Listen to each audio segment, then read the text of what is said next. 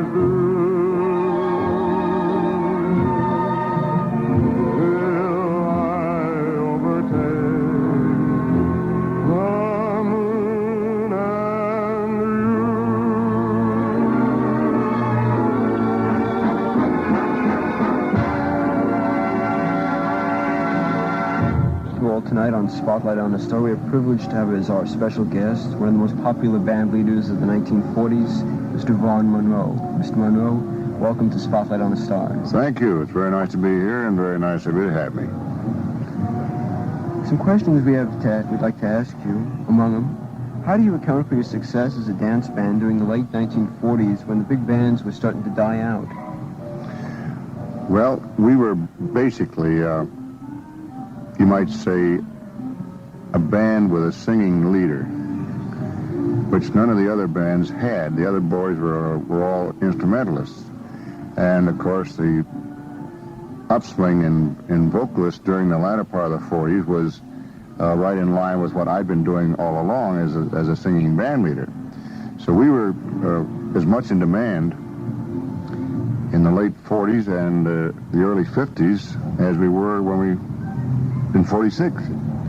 But I attribute that to the fact that most of our releases were vocal releases with a lot of choral work, and we just fit into the niche there where they were starting to record vocalists rather than bands. We were very fortunate. Which did you prefer, leading the band or singing vocals? Well, I enjoyed both. I was trained as a conductor, trumpet player, and so leading was, at one time, I was assistant director of the Carnegie Tech Symphony in Pittsburgh with a classical background more than a pop background, although I played trumpet in the symphony and I also played in dance bands going through college. Matter of fact, I earned my way through college playing trumpet. So it was a very easy, a very simple thing for me to combine the singing with the band and also leading the band, directing it. Going back in time, did you always want to become a singer? No. When I started studying trumpet when I was 11 years old, life was wrapped up in becoming good enough to become the solo trumpet player with John Philip Sousa or one of the great concert bands. That was in the early 30s. When I was 17, by that time I'd won the state championship of Wisconsin as a trumpet soloist in high school, in the high school state contest. And I was well on my way to attaining my goal with being a soloist with one of the big concert bands. Well, then came the Depression, and I had to go to work in dance bands to make a living or to get my way through college. In the meantime, I had started to sing at the request of the choir director in our church in Jeanette, Pennsylvania, where we'd now moved. I said I would sing bass in the choir, which was my first real introduction to singing. And it was really just an experiment. But the choir director, who was a very fine voice teacher too, offered to give me free voice lessons if I would stay in the choir and sing. So I thought, well, what can I lose? You know, it's free. Well, as time went along, by the time I was ready for college, I'd gone about as far as I could on the trumpet as far as taking lessons and studying. So I decided to major in voice, which I did at Carnegie Tech. Then, as I said, along came the Depression, and I had to go out and earn my living as a trumpet player. And it wasn't until 1940 that I was convinced by a fellow I worked for in Boston that I should combine the vocals with the trumpet playing in the dance band. Prior to that, I was a sort of a square. I didn't want to sing pop music. I thought that was I was ruining all my training as an opera singer. But he convinced me that I'd be a much more valuable man to anybody or any leader by singing and playing trumpet both. Well, eventually in 1940, this same fellow whom I've been playing for asked me if I wouldn't like to form a big band, I mean a name band, with his support and become a partner with him. And the two of us started the band in 1940 in Boston. And through the combined efforts of the band, myself and my partner, and a record contract with RCA in 1940, in June of 1941, we were at the Paramount Theater in New York, which means you more or less have been accepted and arrived, you might say. At least you're on your way. And from that time on, I combined the vocals with directing and running the band.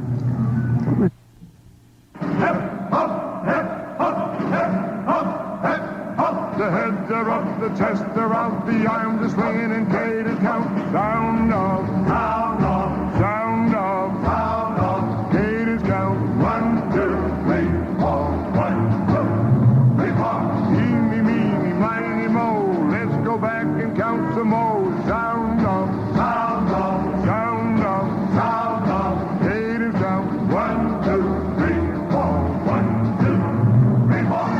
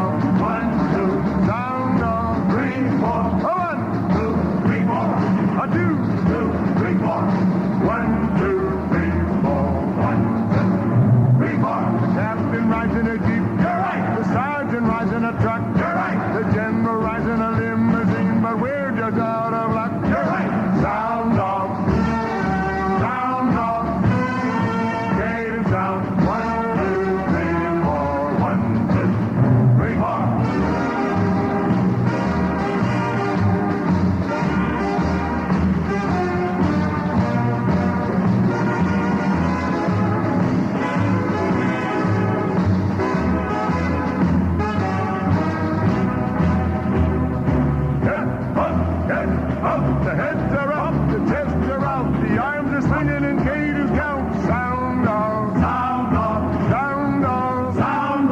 Katie's count. 1, 2, 3, 4. 1, 2, 3, 4. Eeny, meeny, miny, mo. Let's go back and count some more. Sound of Katie's count. 1, 2, 3, 4. 1, 2, 3, 4. 1, 2, 3, 4. 1, 2, 3, 4. Company! 3, 4. 1, 2, 3, 4. 1, 2, 3, 4. Good evening again. I'm David Schwartz, and Bob Turner is engineering. Tonight on Spotlight on a Star, we're featuring an interview with bandleader Vaughn Monroe. We started tonight's program with Vaughn Monroe's theme song, Racing with the Moon, and that was followed by Sound Off. Continuing with our interview, I asked Mr. Monroe what it was like working with such bands as Larry Funk and Austin Wiley. Well, it was hard work, but it was a means for me to mature vocally and artistically and get the experience that on the road of doing one-nighters and packing the band bus and packing up music and playing first trumpet and singing in the floor show. All this was experience that you can't gain any other way. It just has to be done that way. That's not so today. It doesn't seem, because a lot of the folks who are making records today can't even read music. It's just a sound they get with a bunch of amplified instruments, and if the current goes off, they're out of business. You know, all the big amplifiers would be out of commission. But I consider that time on the road with Larry Funk and Austin Wiley and Jack Michaud, who later became my partner, the only way I got the experience that enabled me to stand up in the ensuing years in front of a band with, sometimes we did 351 nighters in 1 year. And riding in a bus, irregular hours, sometimes very irregular eating because of schedules. It took a lot of experience to be able to know how to handle that. And so I say that time I spent with those other bands was very well spent. It's something, it was an era which enabled a young musician with no experience to go with a local territory band and become proficient in playing with other musicians and playing in groups, sections. And it was a great training ground. It's like the minor leagues and the major leagues of baseball or of sport. If you don't have, if you have that opportunity, then it does you good. You learn things. You become proficient, professional.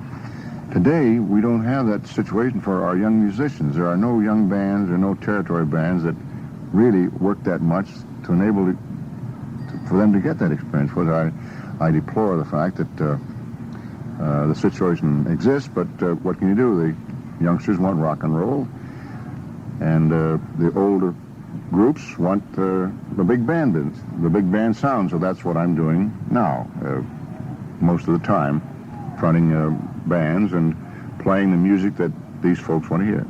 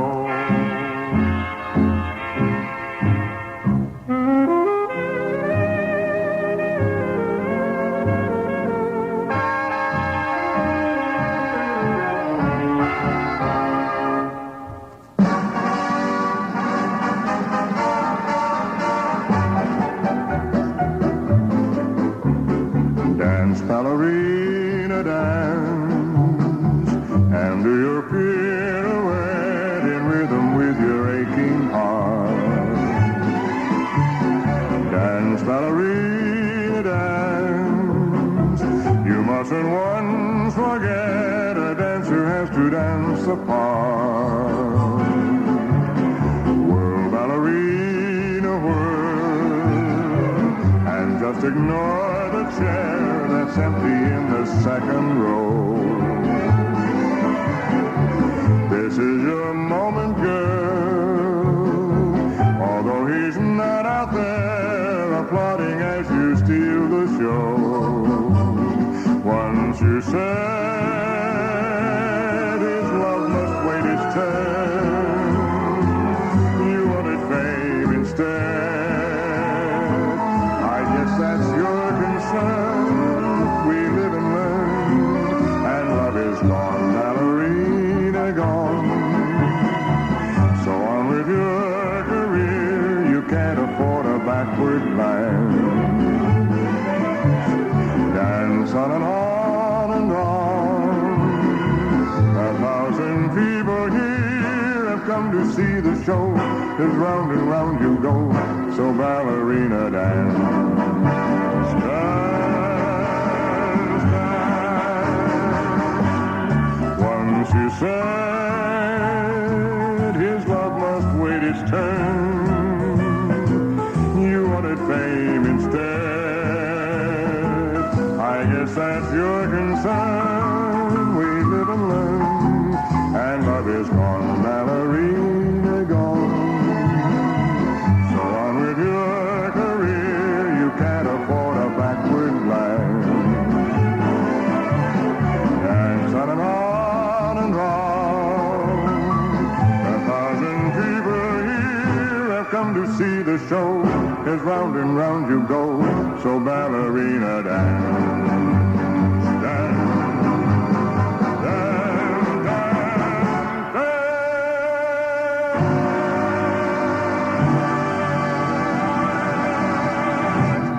You just heard a million-selling performance by Vaughn Monroe, Ballerina, and before that, There I Go. The National Parks and Conservation Association believes parks are for people. According to National Park Service estimates, visitations to our national parks will top 213 million by the end of the year. Our parks are threatened by serious problems of overcrowding and overdevelopment with massive traffic jams and noise. We need more parks in wilderness areas, and we need to protect those we have. You can help save the parks for the people.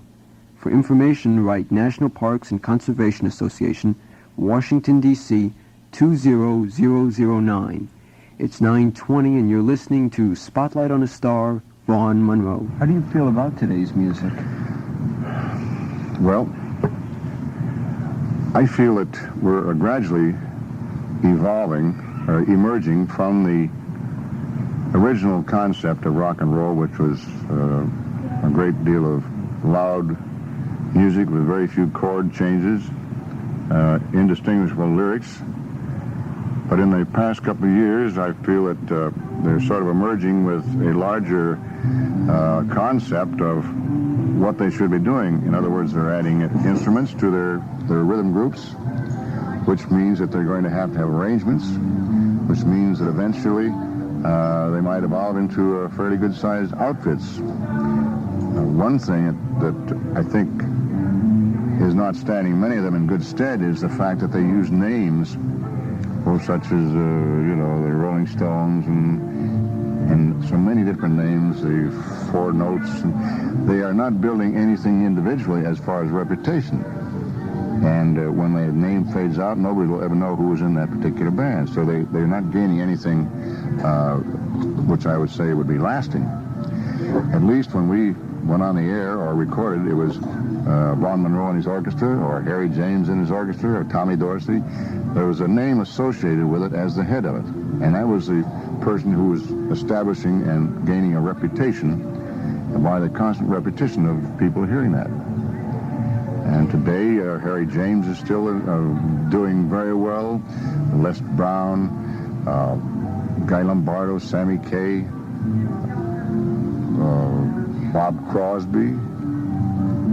A great many of the leaders of that era are still doing very well and playing for all of the big private organizations like the policemen, police balls, hospital balls, Shrine, a great many Shrine affairs, and we do very well doing that and playing for people who appreciate it and have the money to pay for it.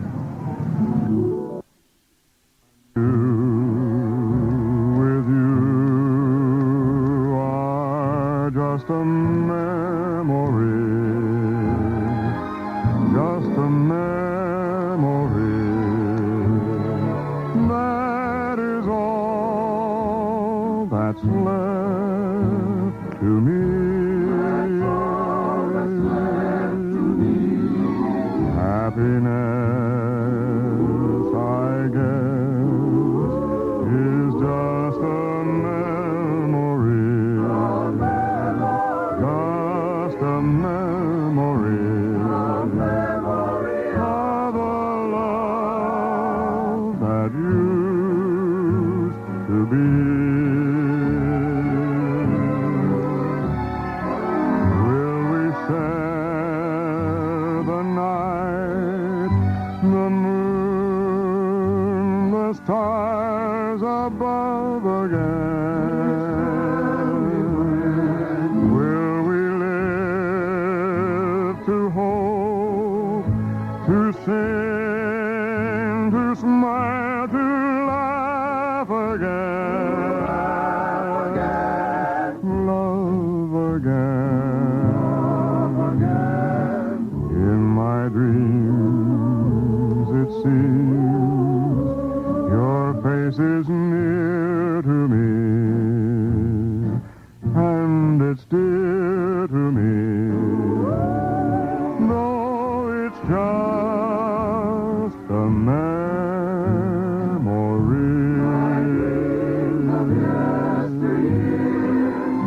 Of days I spent, my dear, with you. Will we share the night, the moon, the stars above again? My darling, will I live to hope, to sing, to smile, to laugh again? Love again. In my dreams, it seems your face is near to me, and it's dear to me. No, it's just a memory.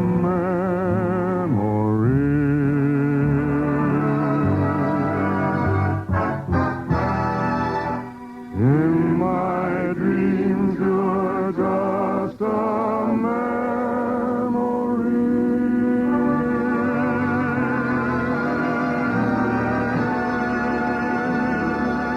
Do you have any plans to do any new records? Oh, yes, as a matter of fact, we have, by the time this is played, we might surprise you with a couple of new albums. I can't say any more about it right now because it's just in the planning stage. But we do have very definite plans. We haven't done much in the last couple of years because I just couldn't find the company I wanted to record for that I thought would do the job that you need today to exploit a record and really distribute it correctly. So we're talking now, and I may know in the next couple of days. Do you feel the big bands are making a comeback?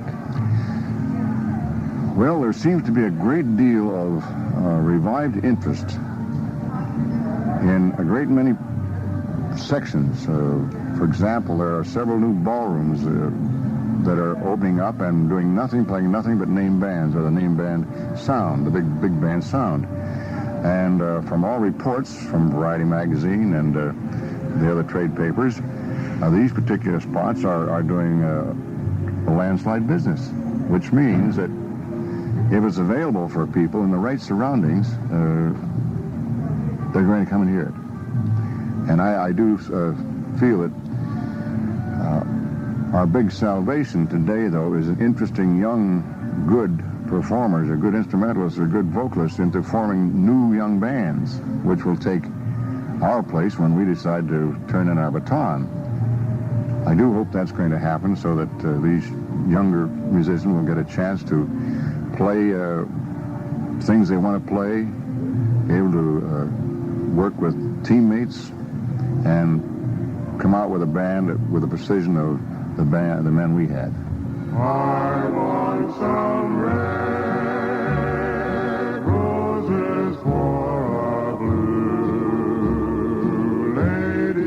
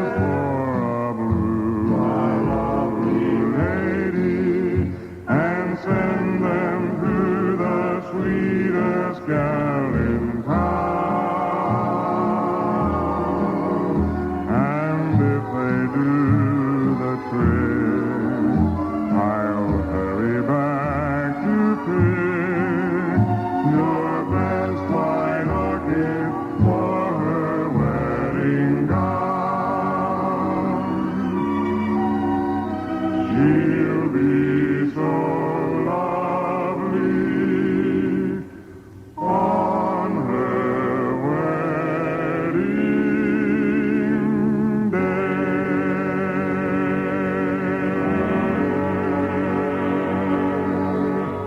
KEDC. And before that, Just a Memory.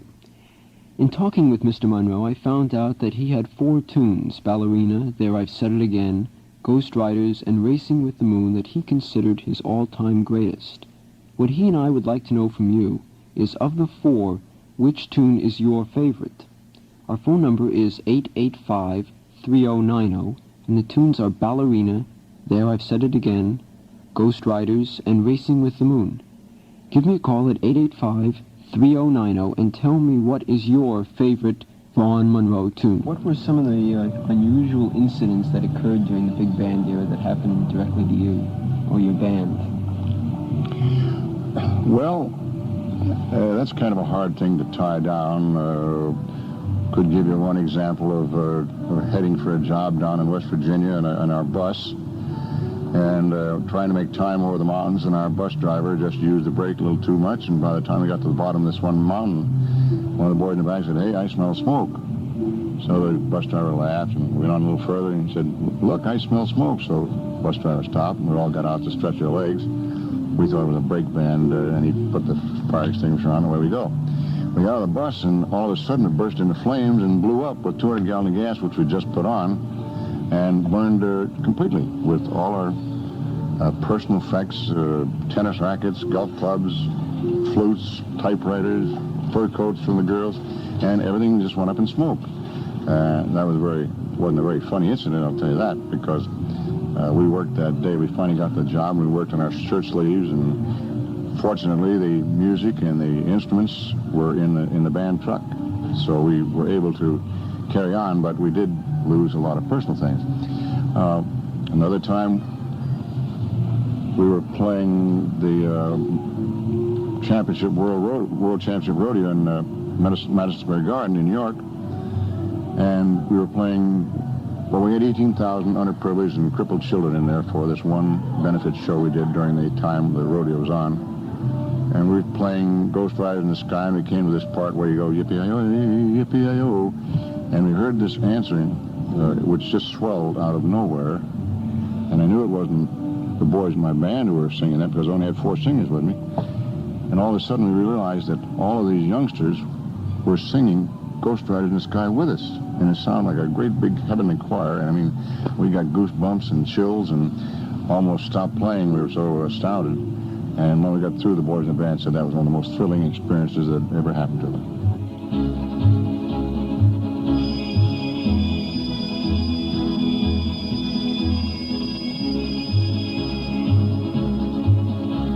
An old cowpoke went riding out one dark and windy day. Upon a ridge he rested as he went along his way. When all at once a mighty herd of red-eyed cows he saw, a-plowing through the ragged skies and up a cloudy draw.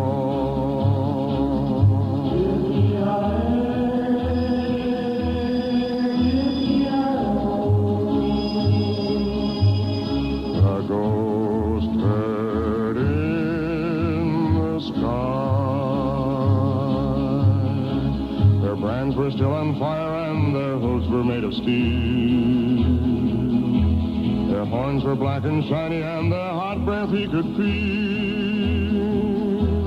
A bolt of fear went through him as they thundered through the sky, for he saw the riders coming hard, and he heard their mournful cry.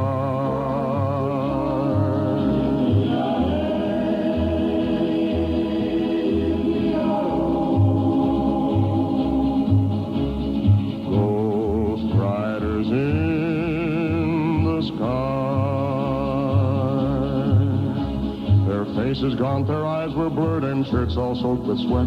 They're riding hard to catch that herd, but they ain't caught 'em yet, 'cause they've got to ride forever on that range up in the sky, on horses snorting fire as they ride on, hear their cry. Yippee-yi-yo.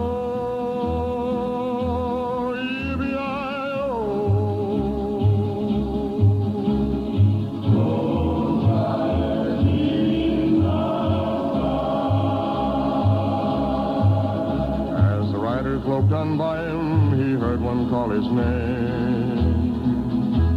If you want to save your soul from hell a-riding on our range, then cowboy, change your ways today, or with us you will ride, a-trying to catch the devil's herd across these endless skies.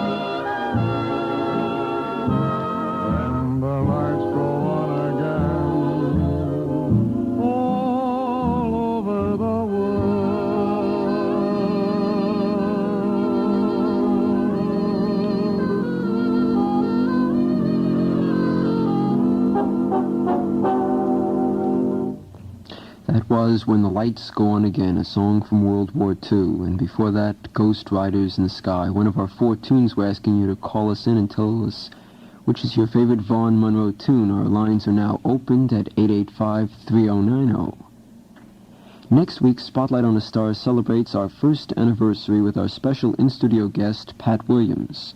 Pat, who has composed music for such TV shows as Mary Tyler Moore, Cannon, and The Bob Newhart Show, will be here with Steve Gray to take calls from you to answer your questions.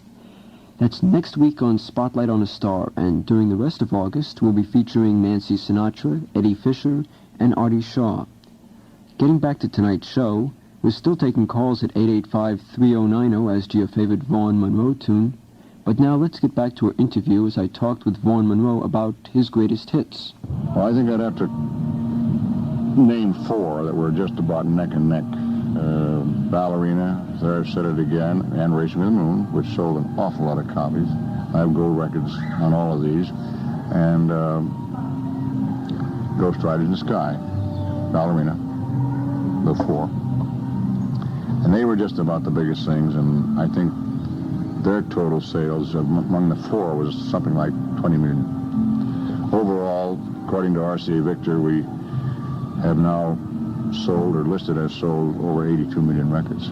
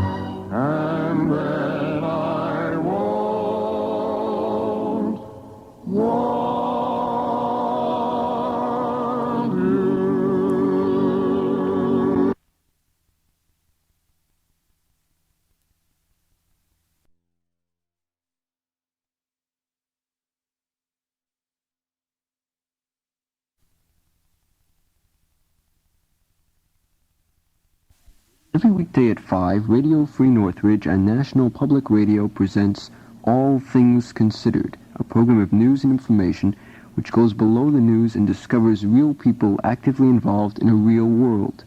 All Things Considered is unique in the country, and you can hear it weekdays at 5 on Upfront Public Radio, KEDC 88.5. Our featured album tonight is the best of Vaughn Monroe and RCA, released in 1967. Mr. Monroe talked earlier in tonight's show about a new album that was supposed to have been out around now. Unfortunately, it hasn't been released yet, but as soon as we get information on it, I'll pass it along to you. Continuing with our interview conducted at the Disneyland Hotel, Vaughn Monroe talked about his novelty tune, The Maharaja of Magador. Ziggy Town was my tenor man, but he also had this very strange, odd voice, and when he came with me, we started using him on unusual songs, things like Sammy Made the Pants Too Long, which are novelty songs, and Josephina, Please No Lean on the Bell. The folks who know Ziggy Town will know the whole roster of his songs because they're great avid fans. And one of the publishers, all the publishers naturally like to get a recording on something, so they were always looking for tunes for Ziggy Town. And one of the publishers brought in Maharaja. And my arranger made it up, and we went and recorded it, and it became a big thing for Ziggy and a big thing for us when we did our shows. He always was featured in the show. He now lives in New York and is still playing and doing very well.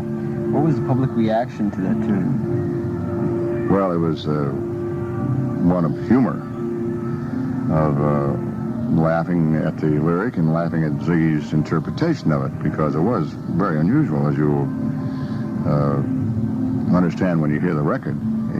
He has a range from a man right into a girl soprano voice with no change. It's very unusual.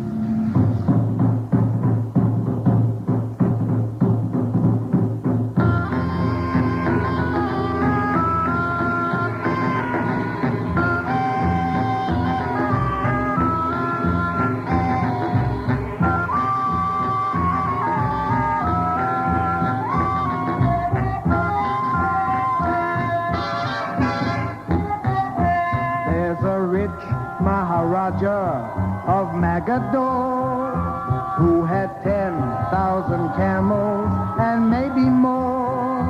He had rubies and pearls and the loveliest girls, but he didn't know how to do the rumba.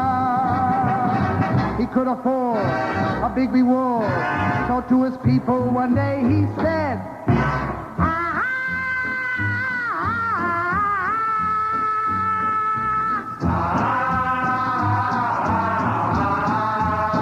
which means take my rubies and take my pearls, take my camels and take my girls. Rumba lessons I wanted for the rich Maharaja of Magador.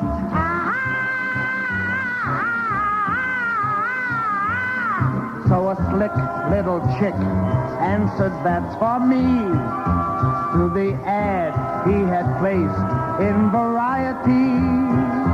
When she saw his expense, she could tell at a glance that he'd never learn how to do the rumba.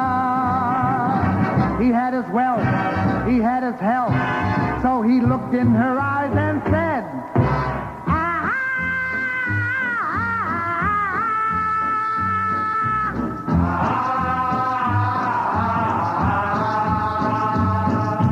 take my rubies and take my pearls, take my camels, I'll keep my girls. From now on you'll be working for the rich Maharaja of Magador.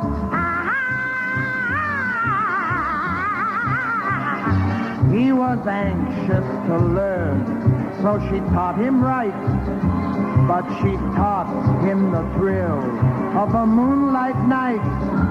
He discovered the bliss of a half-promised kiss, but he never learned how to do the rumba.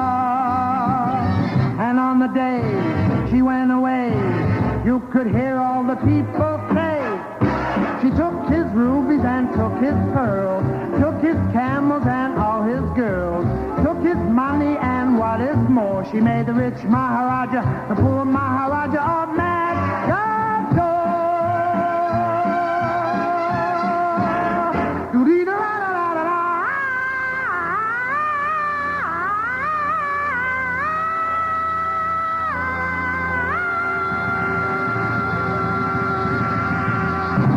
What are your future plans? Well, we now are doing about 120 one-nighters a year. I don't see much change in that. There is always a possibility when you're a performer of getting a call for a television series, which would interest me very much. I haven't had as much television exposure as I would like, but we were the first band to ever televise a regular show out of New York on CBS. So we did have great exposure during that time.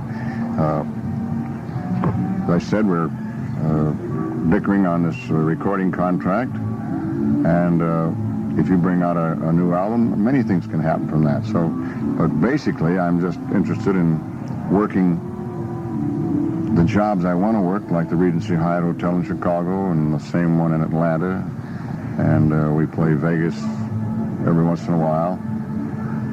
I don't really have any stupendous plans for the future because I am now at an age in my career where I don't want to work that hard. I want to enjoy life a little bit. And we live in Florida, and we have a lovely home there. I have a boat, my boat which I cruise up and down the river on and fish from. And that's about it. I don't have any stupendous plans because I think we've done just about every phase of the business that a band could do or a person could do. We've done movies. I did 2 Western pictures at Republic. I did one at MGM. We've been tops in the recording field, you might say, for many years when we were real active in it with big hit records. I have no desire to spend the rest of my life doing one-nighters, so I take as many as I feel like I want to take care of the bookers and the crowds or the organizations that want it, but we're not really pressing for any more work.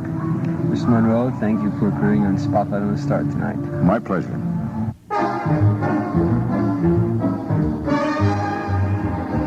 Mr. Sandman,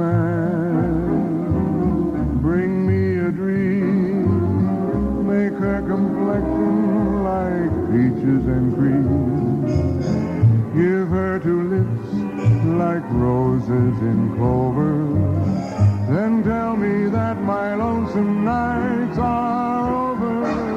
Sandman, I'm so alone, don't have nobody to call my own. Please turn on your magic beam, Mr. Sandman, bring me a dream.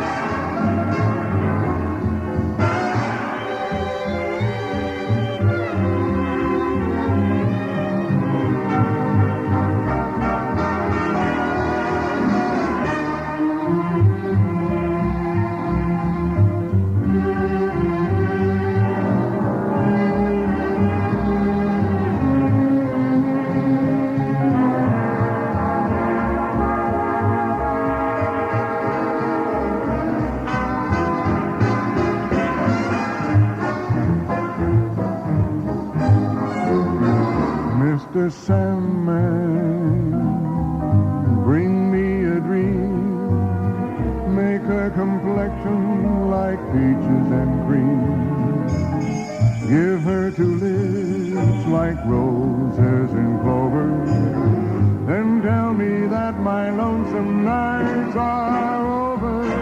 Sandman, I'm so alone, don't have nobody to call my own. Please turn on your magic beam, Mr. Sandman, bring me a dream. That was Mr. Sandman by Vaughn Monroe. Before that, the Maharaja of Magador, Ziggy Talent vocalizing with Vaughn Monroe and his orchestra. Tonight's Spotlight on a Star program marks the end of our first year of broadcasts. At this time, I would like to thank all the people who have worked and helped us on the show, and a special thanks to two people in particular, Don Page of the Los Angeles Times and Steve Gray of our KEDC staff. I would also like to say thank you to you, our listeners, for without you, this show would not have been possible. We would appreciate your comments on tonight's show. Please write us at KEDC FM, Northridge, California, zip code 91324, or call us at 885-3090. Stay tuned next for Your Mother Should Know with Steve Hoffman, right here at 88.5 KEDC FM, Northridge.